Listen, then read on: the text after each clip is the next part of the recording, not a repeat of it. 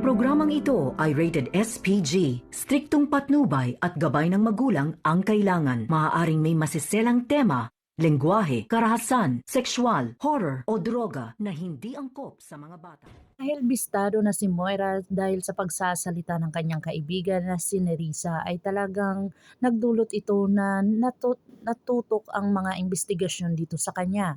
Lalong-lalo na nakasalubong at nakabanggaan ni Dax itong si Eric at talagang narinig ni Eric ang lahat ng mga sinasabi ni Dax. Dito na sinabi ni Eric na talagang may kinalaman itong isang tao na nakabangga sa kanyang sasakyan kung saan ipinaalam niya agad dito kay Dr. RJ Tanyag. Dito na nga agad-agad na sumugod si Dr. RJ at Giselle sa presinto kung saan nandoon itong si Eric.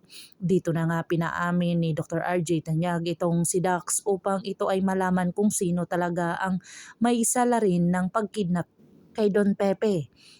Dito na nga kaya masasabi ni Dax ang katotohanan na talagang may kinalaman itong si Zoe at kung saan talagang madidiin talaga dito si Moira at porsigido itong si Giselle na may kinalaman itong si Zoe dahil hindi siya nagpapatigil ng investigasyon tungkol dito sa mag-ina na ito dahil alam niya ang punot dulo na may kinalaman itong dalawa dahil may kinalaman itong medical kit na kung saan nanggaling ito sa isang nurse at talagang may kaugnayan ito kay Zoe. Dito na nga nang hihingi ng tulong si Zoe kay Dr. Carlos Benitez upang mailigtas ang kanyang ina dahil alam na pag nakulong ang kanyang ina ay madadamay ito at talagang pati siya ay makukulong dito at hindi na ito makakalabas at itatakwil na siya ni Dr.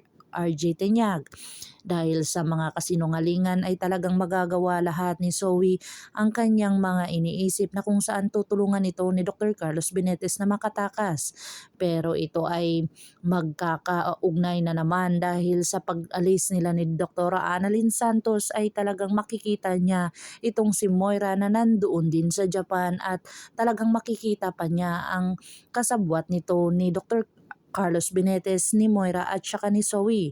Dito na kaya malalaman ni Annalyn ang katotohanan na si Moira at saka si Dr. Carlos Benitez ay may kaugnayan dahil totoong anak nila itong si Zoe. Pakakaabangan natin ang mga susunod pa na episode ng Abot Kamay na Pangarap.